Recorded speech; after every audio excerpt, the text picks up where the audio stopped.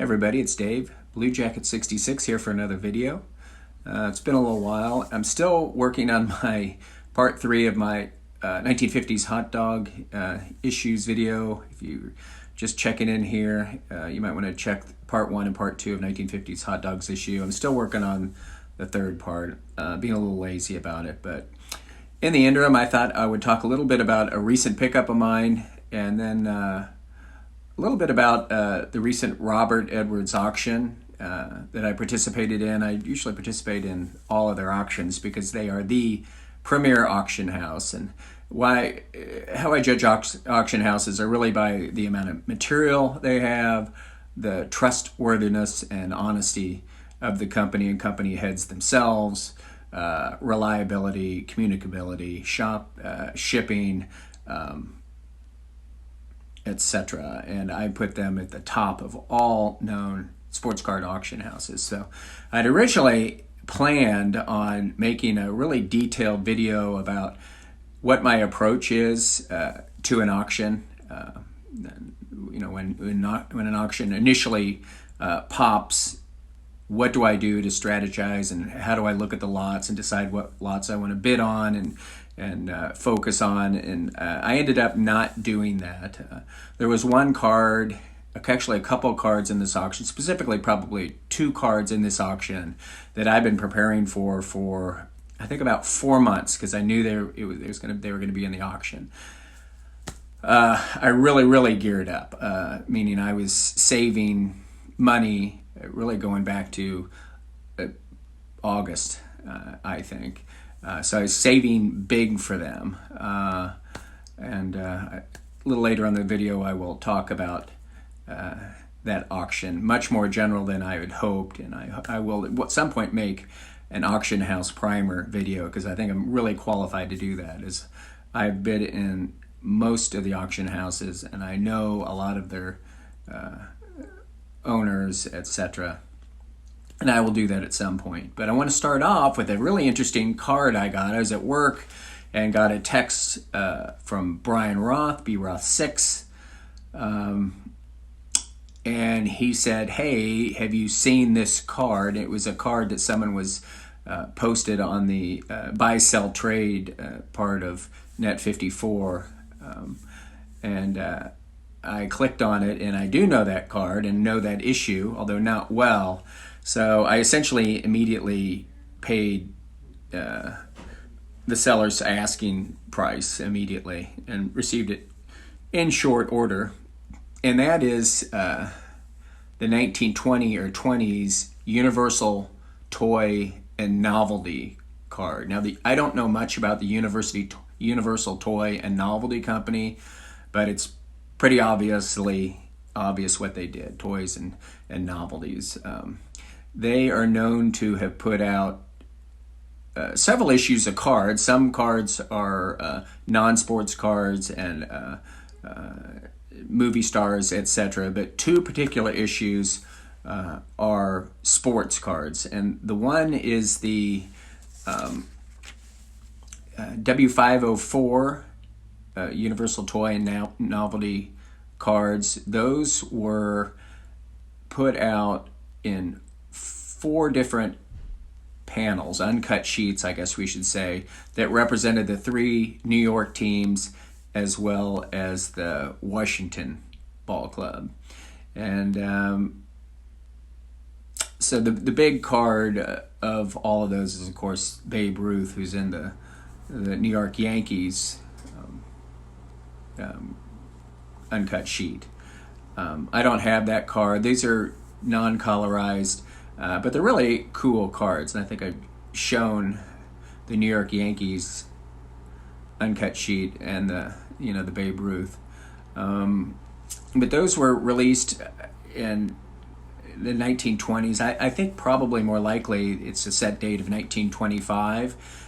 Why and how they were distributed, I don't know. They were probably given out or sold by the Toy and Novelty Company.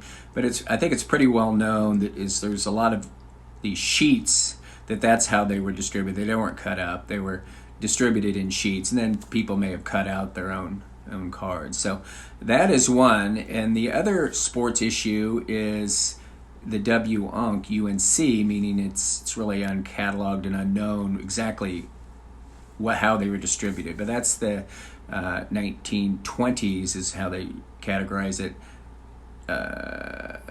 Universal toy and novelty cards, and they were put out in two different panels of 6, and then there was one panel of 6 that was action shots. So I don't have a representative of that, but the 6 panel that had action shots had Grover Alexander, Stan Kowalewski, Hornsby, Ruth, and Sisler. And I've seen those before that have been kind of cut up a little bit. And then the other panels that I have an example of here, there were 2 different panels. One had Alexander, Bancroft, Cobb, Collins, Groh, and Walter Johnson, and the other panel had Rabbit Marinville, Steve O'Neill, Babe Ruth, Ray Schalk, Speaker, and Zach Wheat. And the card that I got was not a panel, but it was cut out of the panel, is the Ty Cobb.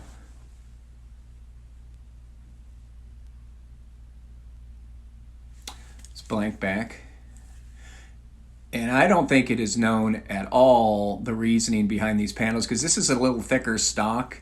It's cardboardish stock, whereas the W504 issue in 1925 was more paper. This is thicker. But I don't think that there's any idea of how they were distributed or why. If the panels were part of a display or if they were sold as a panel, I don't think it's known. But these are not common at all. This is, I think, a good pickup, especially for someone who's a little bit of a Cobb collector like myself. But yeah, I'd watched a live, I think it was a live stream, and Mangini and Rick, Vintage Oddball Cards, were talking, and they were talking about that issue, and Mangini's like, well, mine's black and white, and Rick's like, well, mine's color, what's going on here? And yeah, there was 2 different issues. This one may have been an earlier one, it's not known, but they're colorized in completely different stock, whereas the W504s were released in 1925, and were in sheets of 16 players, 4 different teams, so a total of 64 players available. So there it is, the circa 1920s Universal Toy and Novelty Ty Cobb, hand cut, of course, so they'll always give it an A, but it is, it looks like it was just cut off a mint card yesterday. I mean, it's a perfect card, so happy to have that. So let's move on to that incredible Robert Edwards auction video. I'm going to cut this now and then get to that. Okay, so essentially what I want to do now is just kind of go over what I bid on in Robert Edwards auction. Usually when the auction pops, I have not got their catalog yet, which is fantastic. And I will go through, usually there's, 1,300 lots or so, and I will just fire through them, and at first glance I'm looking for something that you do just not see very often at all, and that I will, if I have any interest at all, I'll put a bid on. Now these are early bids, there's no way you're going to win it. There's no way you're going to win any of these items unless you're bidding within the likely last hour of the auction. So there's no harm in, hey, I put in all these bids, I'm going to get stuck with this whole bill. It's a good way of tracking items that maybe you just want to follow, or if you're interested in them, they'll on the website go into your bid list and you can kind of follow them. I typically put in just holding bids on cards that I'm maybe interested in, maybe a little bit interested in, very interested in, because you're not going to win them unless you get aggressive within the last hour or so of the auction. But I'll fire through all the lots initially, just looking for cards that, hey, you do not see very often, and that's something I want to immediately get in on. So I'll just go through, let's just say maybe a dice game mantle, or a type 1 or type 3 coupon Cobb, or a stuff like that just ultra rare, that doesn't come up very often, that I want to maybe make a run for, or at least follow. So those are the first things that I'll nail through. And then I'll go through again at some point. I mean, it's usually a 2-week auction. I'll usually go through later that day and go through slowly and say, hey, that's a nice looking 54 Aaron. It's a 5.5. It's beautifully centered. That might be something I may want. And I will put a bid on that. And 90 to 99% of these cards, at the end of the day, I'm not going to put perhaps further bids on. And then when it comes day of the auction, I've really thought about this for a long time and thought about what I really want to get. Because sometimes if it's really expensive, I mull on it for weeks, and if I know the card's going to be in the auction, I'll mull on it for months and say, do I have the gusto? Do I have the funds? Do I really want to get this card? So I just want to go through now cards that I bid on going into and we're ready to go for on the final day. Now on the final day, actually some of these I didn't put any more bids on because I wasn't interested in. But these are ones at least that I put placer bids on. I've excluded a couple that I put placer bids on, and I won 4 cards, and I'm not showing those cards that I won today. And I may never show them. But these are the ones that I had a degree of interest in. I'll let you know how much interest I had and my rationale. So first was this 1909 E95 Philadelphia Caramel Eddie Plank. And Andrew Nuff Said Cards has one of these. And that is just a beautiful image and a beautiful card. These are not found in good condition at all, and they're very expensive in low condition. People like this because it's the same image as the T206, and they can put it as a placer card in their collection. It's still a valuable card. It's by the Philadelphia Caramel company. And what's interesting about this one is it says authentic, but I inquired into it because the description of it says it was hand cut from a sheet, meaning there's an entire sheet of these E95 Philadelphia Caramels, and this was hand cut from it. And I was a little incredulous about that, so I called REA and I spoke to Brian Dwyer, who's the head of REA, talked to him for about 15 minutes, and I don't really want to disclose our conversation because some of it was confidential. But the bottom line is this card, it was not trimmed. It was cut directly from a sheet of E95s. It's just a beautiful card. I ended up not winning it, and I ended up not bidding on it in the final day, in the final hours. I got myself directed towards some other cards. I kind of regret it because this did not go for an extraordinary amount of money. It went for $2,220, which I actually feel is a steal. That image might be familiar to you. That's the same image is in his, I'm going to put up here a little collage of images that is used in different issues. The T206, the E107, Bryce Williams. Sorry, it's the black and white one there at the top that I've kind of occluded with a little arrow there. The W600 Sporting Life, the Rose postcard. Hold on here. Sorry. As well as the M116 Sporting Life and the Ramley, which is a fantastic card. So you might recognize from them. To be honest with you, I personally think that this is Plank's best looking card. He's in a lot of other issues, the Cracker Jack and whatnot, but this with that green, I don't know, it's just a fantastic card. Next, I put a placer bid on, and at the end of the day did not end up bidding on this fantastic 1909-1911 Colgan's chip, Ty Cobb. These were in little round tins of Colgan's chips, which were little gum chips, and they were kind of on top of the candy in the little round tin. But wow, these are, I love the Colgan's chips. I'd like to have the Wagner. But at the end of the day, you know, I want the card. I'd love to have the card, but when you're bidding in some of these auctions and money's on the line, and you're bidding on other things, some that you just can't have it all, and most of the time you can have nothing. So that went for $1,900. Next one is this 1912 JK Candy Christy Mathewson. This is one of the cards that I was intent on winning. This is a very rare candy issue. It was essentially cut off a box.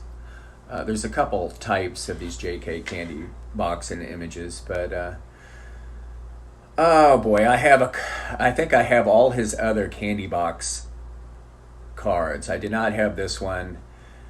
I was bidding on it late at the end of the auction, but I'd already wrapped up a really expensive card and was intent on getting another one, and I was in the fray. And when the way their auction works is you put all your bids in for 2 weeks, and then at 8 p.m. Eastern, you can no longer bid on any items that you haven't bid on. So you can only, for now on, bid on cards you've already bid on. And then at midnight Eastern, there's pretty much, it's not a hard close, but at midnight Eastern, all lots individually go on a 10-minute timer, meaning they'll close lot by lot if there's no bid for 10 minutes. So if you've got several cards, sometimes it's difficult to juggle. And the bottom line is, I moved away from this very late within that 10-minute period because I was bidding on other cards, and this one was, it's a regret. You can't have it all, but this is a very, very rare Mathewson card, and I'm a Mathewson collector, and I don't know when I will see this again. Sometimes it's kind of funny that people see the cards that they have go for bucks, and all of a sudden a few of them will start popping. They'll start showing up. One doesn't show up for years and years, and one shows up. It goes at auction, brings some cash, and all of a sudden you start to see a few others. But I don't think that'll be the case with this because these are extraordinarily rare, and there's just a handful of them out there. Ultimately, this went for $5,520.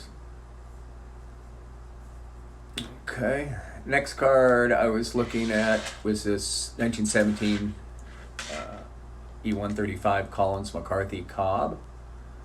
I just love the Collins McCarthy. I have the Shoeless Joe Jackson.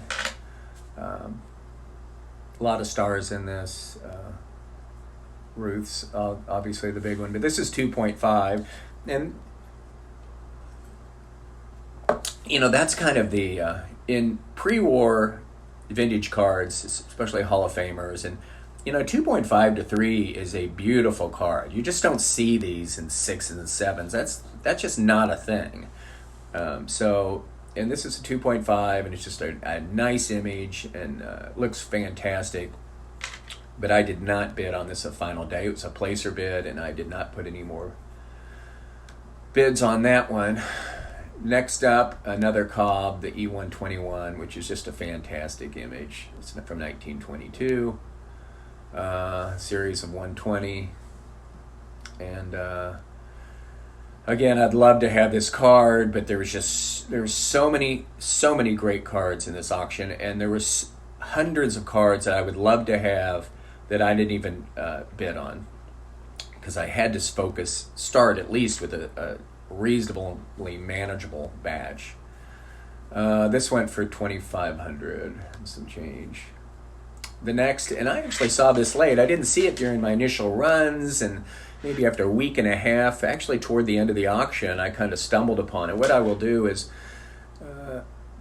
after I've been through the auction several times, I'll say, what did I miss? So I will just search, like Mantle, look at all his cards. Did I miss any of those? Same thing with Cobb, Ruth, Mathewson, Willie Mays, I'll do that and see if anything pops up that I miss, because there's an extraordinary amount of lots and it's easy to miss. That's why sometimes it's nice to sit down with the catalog, kind of make your way through this. But this is the Spalding Champions from 1926, which is a set of cards by the Spalding's Sporting Goods Company. It had all sorts of athletes within it. It's really quite rare. I think there was a couple hoards found. This REA, which is a fantastic source of information. People say, well, what am I going to do with this catalog? I got this catalog. Man, I waste 5,000 pounds. What do I do with it? It is an encyclopedia of pre-war cards. That's what you do with it. You use it as a reference guide. And same thing with these websites. You can go through, look at past auctions and archives and just sit there and just read and read and read. But it says there's been 2 significant finds, which totaled about 1,200 cards. There were 60 Babe Ruths found. This is, going back when a lot of these finds were back in the 70s through 90s. But anyway, this is an ultimately high-grade one. And I actually stumbled upon this maybe in the last day or two of bidding. I had missed it, and I was interested in it because it's really high grade, but I didn't make an effort to get it other than initial bidding and kind of following. It went for $9,000. Always looking at this one, and when they come up, I always put placer bids on it, hoping that maybe things will fall through on others and I'll get it. That's the 1922 U.S. Caramel Babe Ruth. This isn't a 3, and it's just a look at that. That's a 3. Welcome to pre-war cards. I mean, that's just fantastic. The colors, the corners, the centering. But it became pretty evident that I wasn't going to get this one. Actually, it went ultimately for $25,200. So I don't want one that bad. I want a lot of cards where I would actually pay cash like that and have, including this auction, but not for this card. It's not rare, it's not scarce, but it's Babe Ruth, and it's certainly fantastic. Okay, I'm going past a few winners.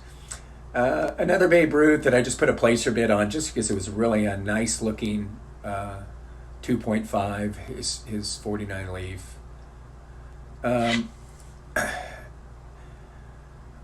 I sell cards from time to time, and ultimately I regret them. Any vintage card I've sold, usually, well, not always, but I tend to regret.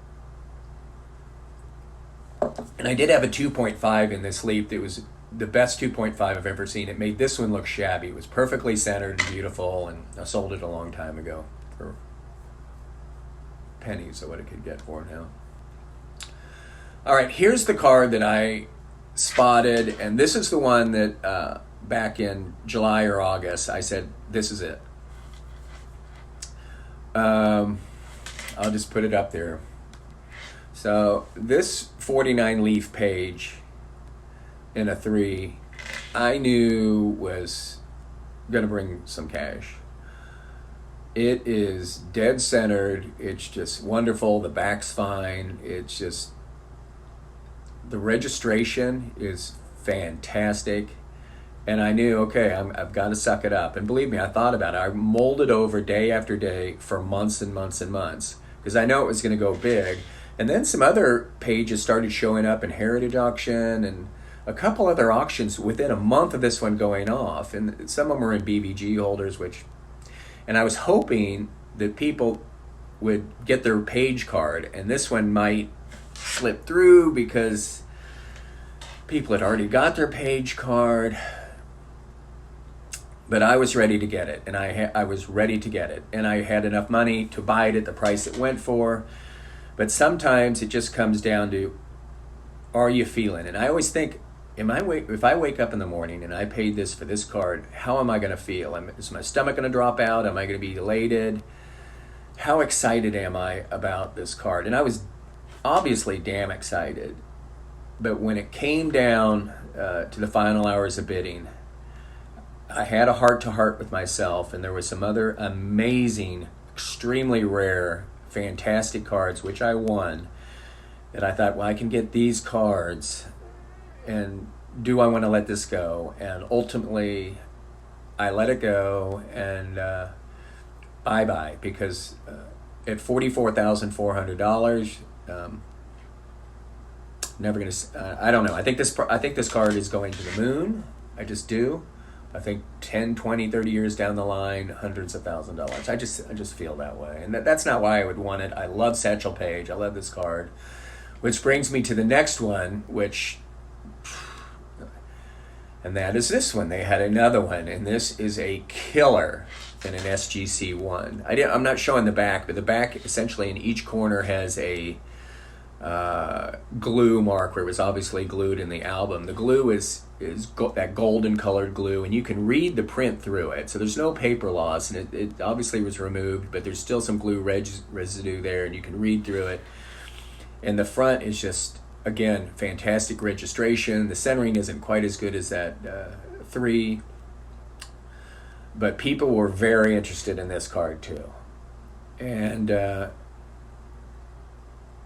I thought, well, let me get that one, because that's a beautiful 49 page. But just to make a long story short, when the bidding came down there, and that within the last hour, and you're getting that 10-minute bidding, I had to make some choices. And I'd already committed and thought it was likely I was going to win some massively high dollar cards, so I let this one go, and it went for an impressive $19,800. And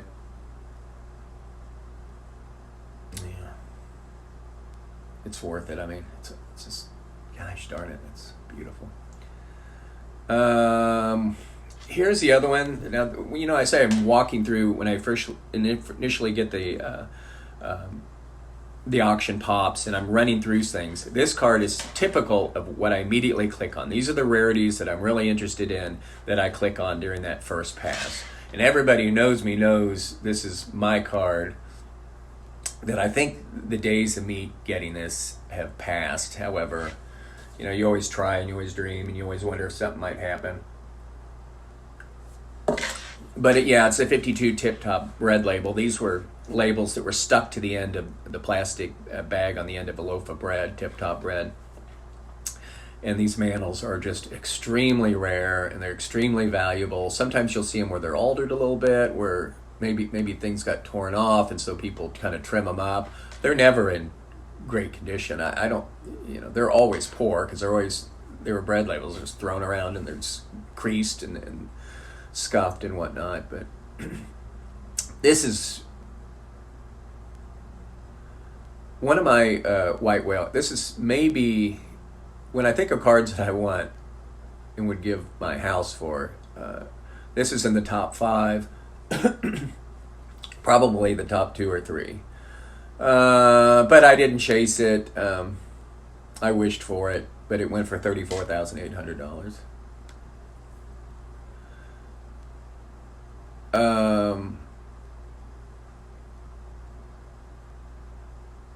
I don't know if I have a picture of this, but I did click on and just put a placer bid on a 52 Topps Jackie in a 3.5. I thought it was a great looking card, and centering isn't terrible. I thought it looked pretty nice, and I thought maybe I'd like to go for that. I don't know if I have a picture for it, but anyway, it went for $10,800. I didn't bid on it. Neat card, the first Bell Brand card. Bell Brand chips out on the West Coast in California. It's 58 Bell Brand Sandy Koufax. Neat card.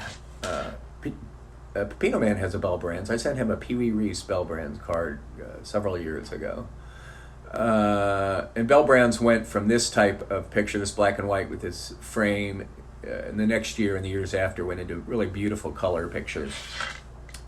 But I believe this is Koufax's first one, and I would have really liked to have this card, but I had some other things that just took priority. So this went for $2,340. I didn't show a picture. I love the batting foes with Mantle and Aaron, and there was a nice 6 that I thought looked good. I thought I might put a bid on that, but Next was this 59 Home Run Derby. Mays. Rick has that. Vintage Oddball cards, I believe. What do you say? I have the Mantle. It's a cool set. It's a rare set. The Home Run Derby TV show. The Mays you don't see come up as often, nor the Aaron. Didn't bid on it on the final day. Had a placer bid on it. Probably would have tried to get it had I not followed through on some of the cards I ultimately won. It went for $3,600. I had an interest in this 67 Topps disc, Willie Mays. It's a progressive proof. So the Topps disc were never released. They were test issues, and the idea was likely that they were going to cut those out and either make buttons out of them or candy lids or something like that. So there's this is the Mays in the Hall of Fame series. There's a regular 67 Topps disc test issue that was, again, never released. It had all Hall of Famers.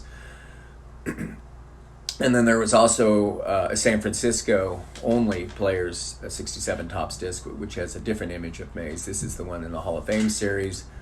And it's a progressive proof, meaning I assume it's missing a color run somewhere. But I thought, me being a Mays guy and a 50s guy and a test issue guy, I thought this would be a good one, but ultimately followed through on some other stuff. This went for a little over $1,000. It's a nice pickup for someone, I think. I took a follow on this Ruth, the 144. This is in an SG3, and it is a blazer. I mean, this card, I always look up close at these cards because the registration can be off a little bit, so I always zoom in on Ruth's face and see how crisp it is, and this is just a fantastic image, and the corners look fine. Let me see what the problem is with it. They usually say, hey, why is it a 3? Let's see, it says vibrant colors, a crisp image, light corner wear and centering toward the right, boldly printed on the reverse with a small spot of surface wear near the upper corner on the reverse, which is why it got a 3. There's some scuffing wear. Now this card, I think someone got a great deal on it. I know money's huge for Ruth cards. It went for $19,200. I did not bid aggressively on it in the end. But I'll be honest with you, man, that's a beauty. And last, in these 1928 Frojoy Ruth cards, they can be found in panels with all the cards or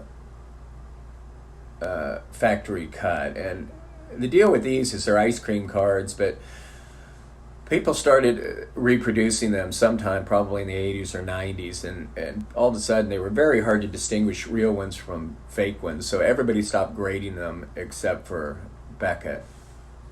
But it's a 6-card set. There's 6 images. Sometimes you can see uncut sheets of them that are authentic and some of them are fake. But usually you find them as individual cards. They are rare. They're extremely rare. They used to be even more rare, but I think that there was a little bit of a fine for some. But I'll tell you this is an authentic card. It's graded by PSA, and PSA probably missed some of the early forgeries, but Robert Edwards Auction doesn't just get a card and say, oh, it's good, it's in a PSA holder. They scrutinize it. They've scrutinized this card and make sure this is an authentic card. But I bid on this late, but ultimately, again, I won 4 different cards. This one went for $5,000 and some change. So, again, there's 1,000 cards or more in these auctions. I run through and I pull out the immediately crazy ones that I've got to be following and perhaps bidding on, perhaps wishful thinking, such as that Tip Top Red Mantle and that 49 leaf page.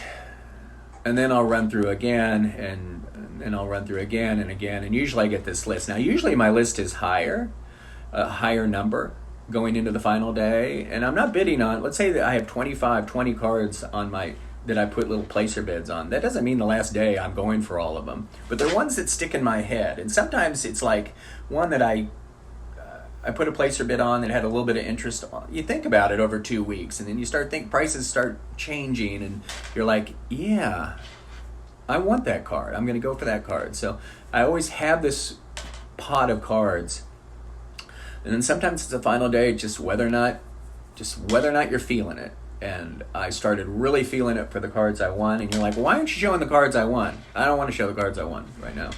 It may never. It's just me.